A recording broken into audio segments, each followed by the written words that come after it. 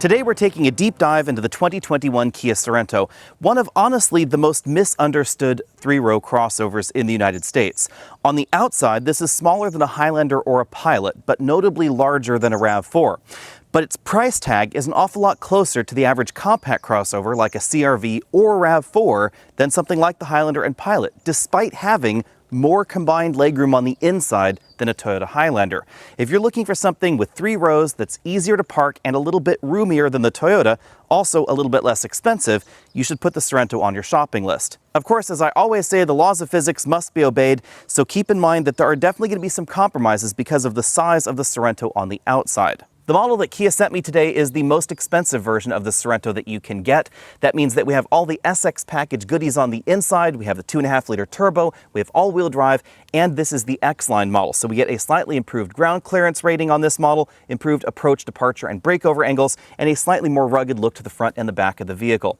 Now, when you look at this, you'll notice that this doesn't look like a scale version of the Telluride. I have to say that surprised me because I really like the Telluride's looks. Instead, they decided to make this look a little bit more like the Kia K5. It still has a version of the Tiger Nose grille with this little bump down and bump up right there in the middle of the grille. This one has a slightly tweaked grille versus some of the models, and we also have the full projector LED headlights. Reflector LEDs are standard, and we have a daytime running light strip here that doubles as the turn signal. Be sure and let me know what you think of the look down in the comment section. I have to admit that I wish this did look like a scale version of the Telluride. I don't mind the look, but I do think that the Telluride is a bit more attractive. Now, if you're cross-shopping this to a Highlander or a Pilot, one thing you should keep in mind is that this is narrower. So even though we have more legroom on the inside than some of the competition, we don't have a cabin or an exterior that is quite as wide. Some people find the Sorento hard to categorize, and I think there are 2 main reasons for that. The first one is the overall length. At 189 inches long, this is about 5 inches shorter than a Highlander, about 6 inches shorter than a Honda Pilot, but it is notably longer than a RAV4. And that's done, of course, to accommodate the 3rd row in the back. But you'll notice that the Sorento has always been very efficient in terms of packaging. We don't have much of a bumper overhang in the rear. Some people may like or dislike that, so obviously that saves a few inches versus something like a Highlander or a Pilot. And we have a slightly shorter hood up front. But when you dig closer into the numbers, you'll discover that even though the Sorento is smaller than the Highlander on the outside, it actually has about 3 inches more combined legroom than the current generation Highlander. Again, some of that is because of the bumper overhangs, and some of that is because of the hood. The other key difference between the Sorento and the average mainstream 3-row crossover is the price tag. This is $5,000 to $6,000 less expensive. So the base versions of this, with 7 seats on the inside, are going to be an awful lot closer to something like a RAV4 or CR-V than the base Highlander or Pilot. Part of that is because of the engine. We do have a naturally aspirated 4-cylinder engine under the hood, and part of that is simply because Kia is taking a slightly different approach to this than the Highlander or Pilot. Kia decided not to mimic the Telluride's rear end design either, so we have a unique rear end look with LED tail lamp modules here and then incandescent backup lights down at the bottom of the bumper. Rather sadly, the turn signals are not amber. They've hidden the button for the rear hatch right there under the E in Sorento, and you'll notice we really don't have much of a bumper overhang. Since this is the top of the line model, we have rear parking sensors, front parking sensors, and we have what looks like a metal skid plate but is in fact actually just a plastic part of the bumper. Bearing in mind that the average 3-row crossover owner is never going to take their vehicle on anything more rugged than my driveway, ground clearance comes in at 6.9 inches standard, 8.2 inches optional if you get the X-Line trim as we're driving today. But you should know that the X-Line version is available only with the 8-speed dual-clutch transmission and the turbocharged engine, not the traditional automatic. And that means that in a logical world, this is still more on-road focused than off-road focused, and that's really obvious when you take a look at the tires. These are 255 width tires, which are pretty wide for a mainstream 3-row crossover, especially one as relatively compact as the Sorento. And these are 45 series 20-inch wheels and tires, meaning that we don't have quite as much cushion as you'll find in some of the competition. Instead, this Sorento is still definitely targeted at on-road duty. When it comes to driver assistance tech, remember that the Sorento starts significantly less expensive than other 3-row crossovers at $29,390. A Toyota Highlander will set you back at least $34,910. And that's why the base model doesn't have quite as many doodads on it as we find in the base Toyota or Highlander. We still have forward collision warning with autonomous emergency braking and pedestrian detection, lane keeping assistance, auto high beams, and Kia's attention monitoring system, but we don't have blind spot monitoring or cross traffic detection or rear parking sensors until you step up into the S trim. By the time you get to the EX trim, where the price tag is going to be a bit more similar to some of the base competition, that's where we find very similar feature content. Adaptive cruise control, cyclist detection being added to the autonomous emergency braking system. The model that I'm driving today has everything on it: front and rear parking sensors, rear autonomous emergency braking, the 360-degree camera system, Kia's more aggressive lane centering system they're calling Highway Driving Assistant, and a side camera system that engages when you turn on your turn signals. If you're cross-shopping this against other three-row crossovers, keep in mind that the EX trim is really going to be the corollary to the base models that we find in most of the competitive lineups. Under the hood, we find an engine lineup that is perhaps a bit more like the average compact crossover than the average mid-size crossover. Things start out with a 2.5-liter 4-cylinder naturally aspirated engine, producing 191 horsepower and 181 pound-feet of torque. That's power output that's pretty similar to the average mainstream compact crossover. That engine is mated to an 8-speed automatic transmission, and your choice of front-wheel drive or all-wheel drive, you'll get 24 miles per gallon if you choose all-wheel drive. That bumps up to 26 if you choose the front-wheel drive model. Then we get this engine right here, which is significantly more powerful than the average one in the compact crossover segment and more like the average mid-size crossover. This is a 2.5-liter 4-cylinder turbo engine, basically borrowed out of some of Kia and Hyundai's other products. This one produces 281 horsepower and a whopping 311 pound-feet of torque. This is by far the fastest version of the Sorento, and definitely pretty quick for the average mid-size crossover. This is not mated to an 8-speed automatic transmission, but rather an 8-speed wet dual-clutch transmission. That is important to keep in mind. This dual-clutch transmission is the latest DCT from Hyundai and Kia, and it employs a wet clutch, very similar to what we see in Volkswagen and Audi models, and it will drive very much like modern Audis. At its heart, this is a robotically shifted manual transmission with no torque converter. So in low-speed situations, say low-speed crawl, climbing up a steep hill, stop-and-go traffic, if you want to do mild off-roading in your crossover, keep in mind that this is going to feel more like a manual transmission than the base engine with its traditional automatic.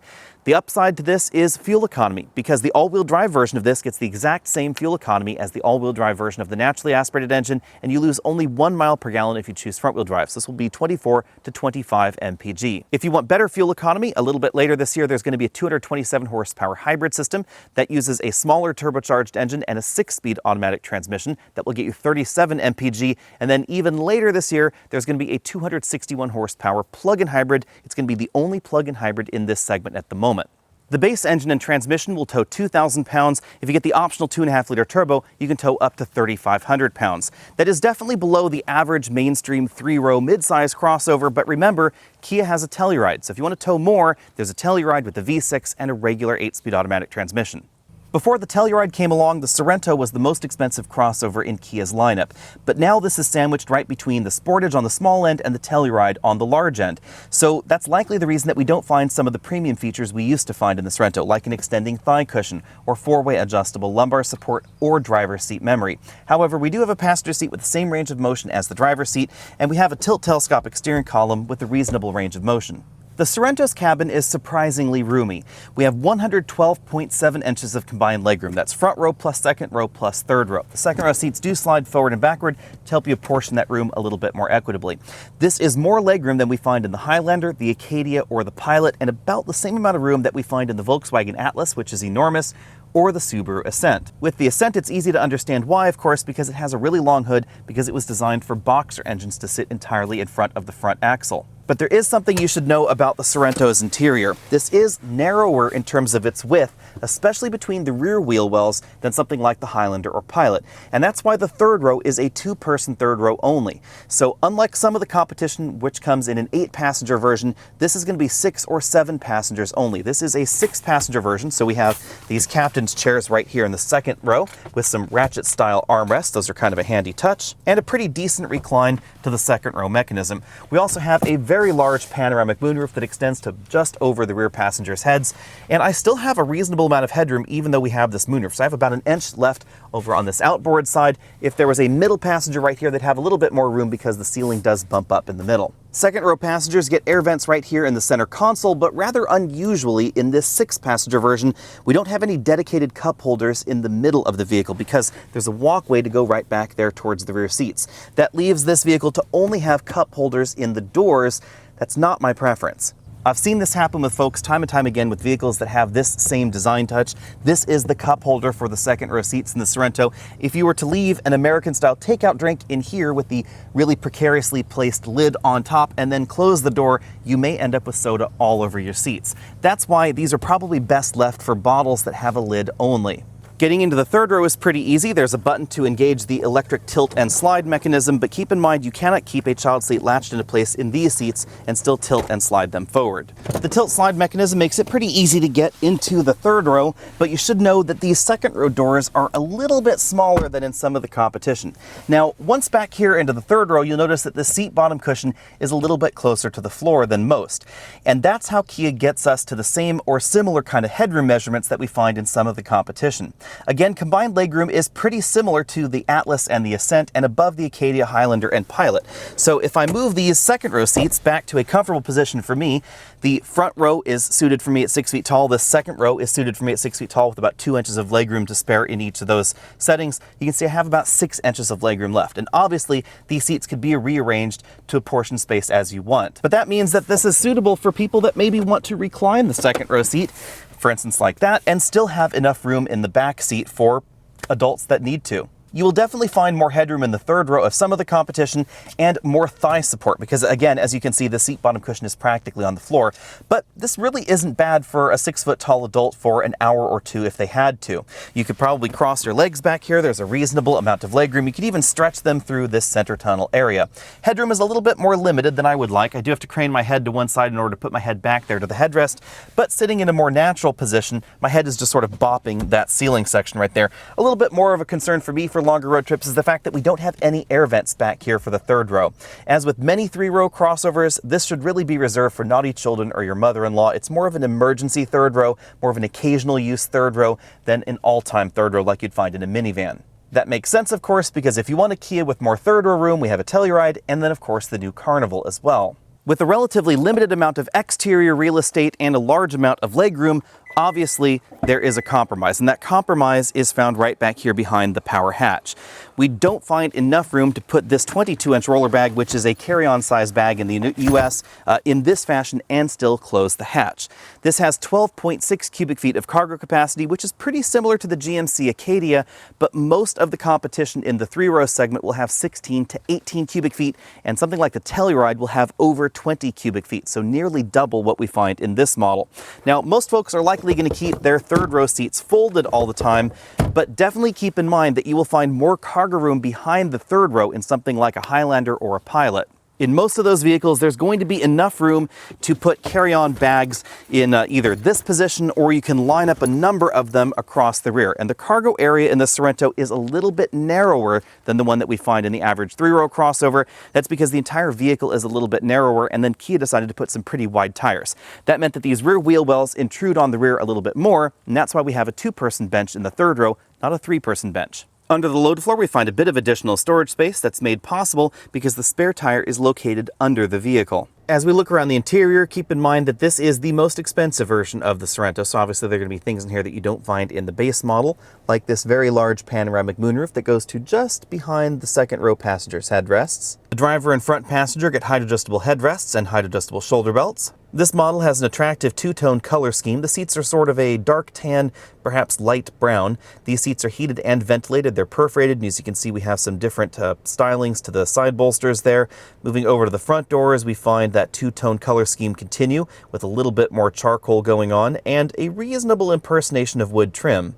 Oddly enough, this week I was also driving an Infiniti QX80, and I have to say that even though the QX80 is significantly more expensive than this, the imitation wood trim that we find in that Infiniti is actually a little bit less convincing than what we see here in this model. Now, if you don't like wood trim, there are Sorentos without the wood trim look. Over on the doors, we find a pretty aggressive grab handle right there, storage bins at the bottom of the door, and the Bose audio system in this particular model. That imitation wood trim continues over on the dashboard, where we find a pretty large slab of it right here. There's also an imitation metal trim that you can get depending on the interior color scheme and the trim level that you get. The dashboard is an after-stitched injection molded component, and then we have soft touch sections right down here between that trim strip and the smallish bin-style glove compartment. I was not able to fit a 10-inch iPad inside. Moving over to the middle of the dashboard, you can see that the styling in here is definitely different than we see in the larger Kia Telluride. This model has the optional just over 10-inch infotainment system. An 8-inch system is standard, and then we have a 12.3-inch LCD instrument cluster. I have to admit, I wish these were reversed. I wish the infotainment system was a little bit larger and the instrument cluster was the smaller screen. If I had to choose, I would just take the bigger infotainment system every time. We have some direct access touch buttons on each side, and then we have physical buttons for the tuning and the power and volume. Android Auto and Apple CarPlay are standard on both screens, but one odd touch, you cannot get wireless Apple CarPlay on the larger screen here. Down here we have a power button for the engine, large air vents on either side. These are a split design, which is kind of interesting. So this bottom air vent moves side to side independently of this top air vent. There's always going to be a little bit of air coming out of it, but you can get more if you sort of point this vent down, then more air comes out of this bottom vent. You can say have that pointed towards your leg. Well, this is pointed over towards the middle of the vehicle. One difference between this and the average larger 3-row crossover is that we have just a 2-zone automatic climate control system rather than a 3-zone system. This is one of Kia's newer designs where the auto mode has 3 different fan levels, so it'll operate in some different ranges there if you want a little bit more air but the same temperature. Then below this system we have a storage area where we can fit a smartphone. There's a Qi wireless charging mat in there, but not quite enough room for some of the larger smartphones to sit inside that wireless charging area with a larger case on them like mine. We have the controls for the heated and ventilated seats here, a pretty standard style console shifter, manual mode over to the left. If I push that little button over there, you can see that we can shift it manually there. We then have 2 large cup holders to the right of that, the drive mode selector switch, comfort, sport, smart, snow mode, and eco mode, and then a button to lock the center coupling on the all-wheel drive system. That's a really handy feature that we don't find in all the competition. We have a heated steering wheel button, auto brake hold, hill descent control, parking sensor enable disable button, a button to turn on and off the 360-degree camera system, and then a button to disable the engine's auto start-stop system. There's also an electric parking brake right there. 2 small storage cubbies, one square one there and one more rectangular one right behind. As you'd expect in a vehicle that's a little bit narrower than the competition, the center console is a little bit narrower than the Pilot or the Highlander center console, and a little bit smaller on the inside as well. I was not able to fit a gallon of milk inside, and there is no charge port or 12-volt port in there either. Most Sorento models have a physical speedometer and tachometer and then a small 4.2-inch LCD between them. In the top end, we get this 12.3-inch colorful LCD. It has 4 different themes. That one, a sporty theme, a sort of different sporty theme, and more of a classic theme. These are linkable to the drive mode or selectable independently from the drive mode. This display is not as customizable as some LCDs, but we do have a variety of different displays in the middle. These are pretty familiar to you if you've driven any Kia and Hyundai product in the past, including an all-wheel drive display, status of the vehicle's active safety settings, and turn-by-turn navigation directions. The steering wheel in this model is round, leather wrapped. We have a split bottom spoke and then paddle shifters on the back, up on the right and then down on the left. On the right side of the wheel, we find the controls for the adaptive cruise control system, as well as the controls for that multifunction LCD. On this side, we find controls for the infotainment system. The first thing you'll notice about the Sorento out on the road is how quick this vehicle is. We get a little hint of delay because of the DCT and the turbocharged engine, but this will still scoot 0 to 60 in 6.8 seconds. That is definitely faster than the fastest version of the Toyota Highlander and very, very close to the Honda Pilot. You can drive that 0 to 60 time down a little bit more if you're willing to brake torque it. So basically you stick your foot flat on the brake, flat on the accelerator pedal, then release the brake pedal. You can go a little bit faster, but I generally don't test 0 to 60 doing that method. I just take my foot off the brake, put it on the accelerator pedal, and see how fast it goes. This is essentially the same engine and transmission that we find in the sporty version of the Kia K5, only this has all-wheel drive and it does not have launch control. Launch control would seem a little bit silly in a vehicle like this, but that is one of the ways that that K5 gets to 0 to 60 so quickly. You should know that if you get the 2.5-liter turbo at the front-wheel drive version of this, then there is an awful lot of wheel spin. So if you're shopping for the 2.5-liter turbo, I really think that all-wheel drive is a must-have. Thanks to the wide 255 with tires, this model stopped from 60 miles an hour back to 0 in 115 feet. That's definitely short for a 3-row crossover. Definitely shorter than a Honda Pilot or a Toyota Highlander, or especially something larger like a Volkswagen Atlas, which isn't necessarily going to give you that much more interior room. It is going to give you more cargo room, but not more interior seating room. The other thing you'll really notice about the Sorento out on the road is that this feels like a smaller vehicle. Now, it's logical because it is smaller and it's certainly lighter than some of the competition, but the 2.5-liter turbo, the 8-speed DCT, the wide tires, the low-profile tires, etc., they all combine to make this feel a little bit more like a big compact crossover, or perhaps a sporty mid-size two-row crossover, but this has that third row in the back. That makes classifying and categorizing the Sorento a little bit tricky, especially when it comes to competition, because you could look at this as an upgrade from something like a Volkswagen Tiguan. Say you're shopping for something that has an emergency use third row, you take a look at the Tiguan, well, you might want to take a look at the Sorento because it's going to have significantly more room inside, more power under the hood. It's also going to be a bit more fun to drive. But oddly enough, it's not going to be that much more expensive. Or you could take a look at this as an alternative to a Hyundai Santa Fe. The Santa Fe is, interestingly enough, related to this in a distant fashion, but it does not have a third row in the United States for some reason. You could also take a look at this as an alternative to a Ford Edge or a Nissan Murano. This is going to be certainly a little bit more sporty feeling than those options, or something like a Honda Passport, which is basically a two-row version of the Pilot. I'm going to give handling an A, but keep in mind that that score will change based on exactly what you want to compare this to. This is going to be easier to park, easier to fit in a garage than something like a Highlander or a Pilot because it's a little bit shorter and a little bit narrower as well, but it's not going to be quite as easy to park as a RAV4 or CRV because it's a little bit bigger. This isn't going to be quite as nimble or agile as a Kia Sportage, but it is going to be more nimble and more agile than a Kia Telluride. On a rougher road like the one that I'm on here, you'll definitely notice the 45 series tires in this model versus other versions of the Sorento that I was able to drive.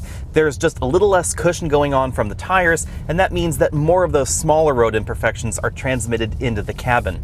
An interesting twist with the Sorento is that this X-Line trim has the bigger wheels and the lower profile tires on it, rather than logically the more, I guess, off-road tires that you'd find in the base model, have a bit more cushion and smaller wheels. The reality, of course, is that pretty much nobody that buys a Sorento is going to really take this off-road. Instead, folks are going to be more interested in the way this performs in adverse weather conditions: rain, snow, sleet, ice, etc.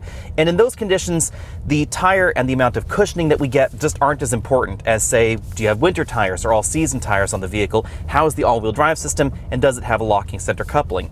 This does have a locking center coupling, which is going to make this a little bit more capable than a wide variety of the alternatives in this segment. Even outdoorsy-oriented vehicles like modern Subarus don't provide a lock functionality like we do find in this and some of the competition.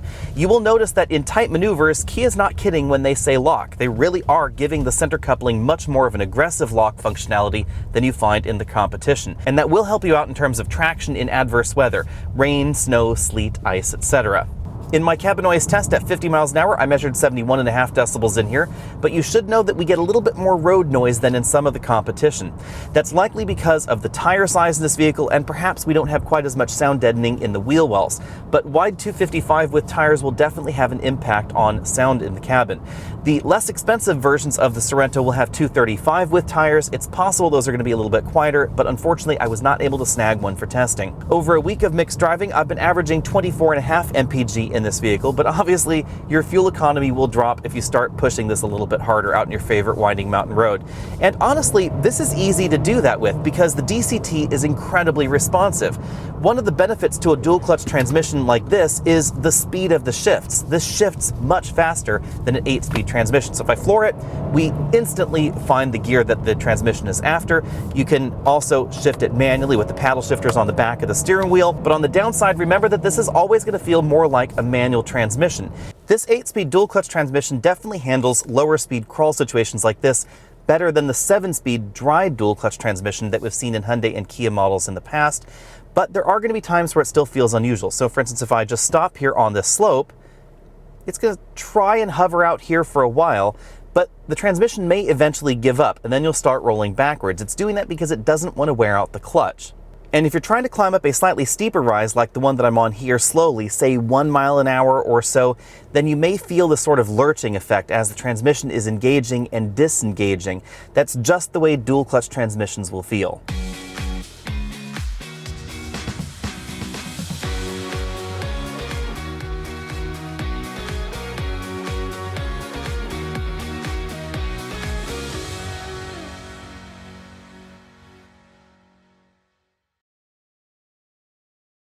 Bearing the tweener status of the Sorento in mind, its price tag is also a bit tweener-ish. It starts at $29,390 for the base 2.5-liter 4-cylinder engine.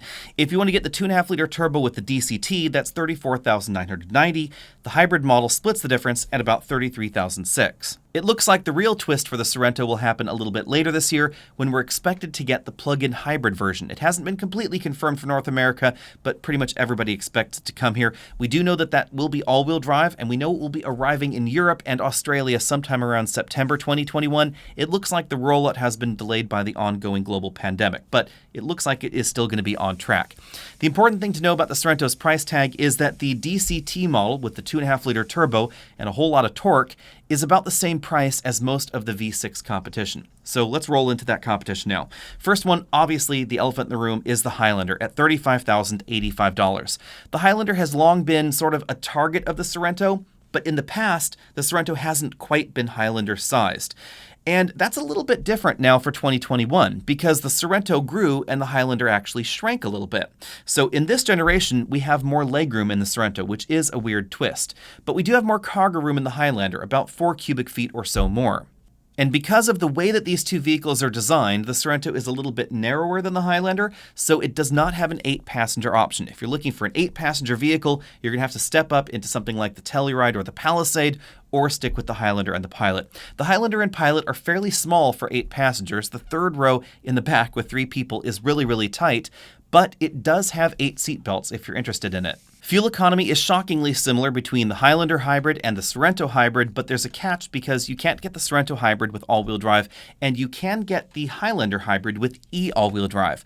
The electric all-wheel drive system uses basically the same electric motor that we find in the RAV4 hybrid's rear axle, so it's not quite as capable as a true mechanical all-wheel drive system, but obviously it is much better than no all-wheel drive at all. And Toyota has been progressively improving their all-wheel drive systems lately, so to be honest, most folks out there will never really notice the difference between a true mechanical all-wheel drive system and Toyota's all-wheel drive system until you get into some really sticky situations. So if you're planning on taking your vehicle off-road, really off-road, or you're really worried about true deep snow performance, say you live in an area that very rarely gets plowed, then you might want to get a regular all-wheel drive system, although I might argue that a Highlander all-wheel drive still might not be the best fit. You might want to look at something with 4-wheel drive, for instance. That's going to be a little bit different with the upcoming plug-in hybrid Sorento, but again, details are still a little bit far out on that model.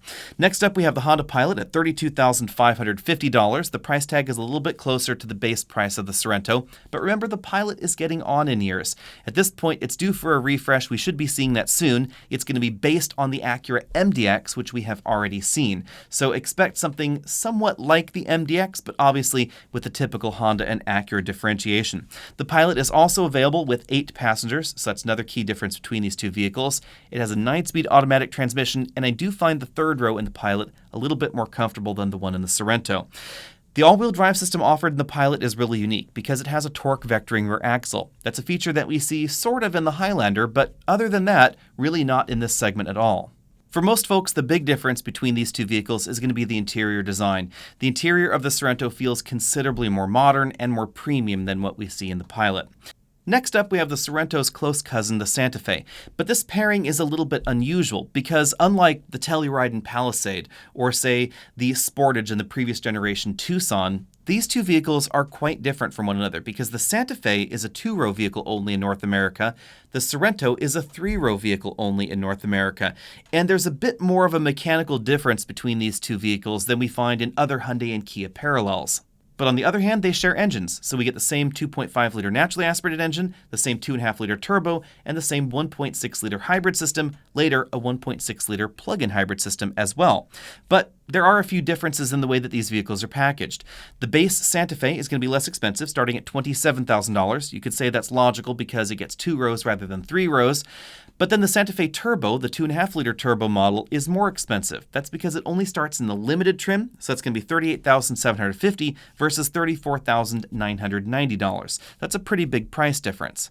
So if you're simply looking for the 2.5-liter turbo and the slick shifting 8-speed DCT, it's going to be cheaper to get in the Sorento. The hybrid models are pretty close together. Both of them will start right around $33,600. We don't know any pricing detail on the upcoming plug-in hybrid models, but there's another twist here. The Santa Fe hybrid is all-wheel drive, not front-wheel drive. So if you're looking for a corollary to the Highlander and you don't need the third row, then the Santa Fe is going to be the closer corollary because it's still going to have the all-wheel drive feature.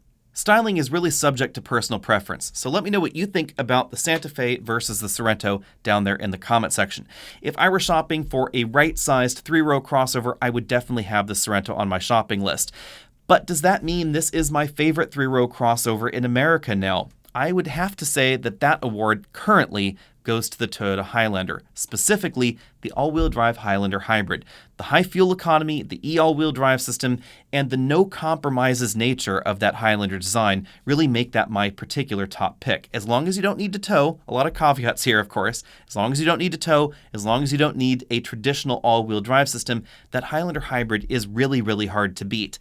But I have a sneaking suspicion that the Sorento plug-in hybrid may just beat it, because the fuel economy numbers that we've seen in some initial testing out in other world markets really seem to indicate that that Sorento plug-in hybrid is something to watch. And it's going to be the only plug-in hybrid in that segment. So be sure and stay tuned, because hopefully I'll be able to get my hands on that very, very soon. In the meantime, be sure and check out the merch store over at awaymerch.com. You can get shirts right like this one here that's making fun of the mother-in-law third row. Find that over at awaymerch.com.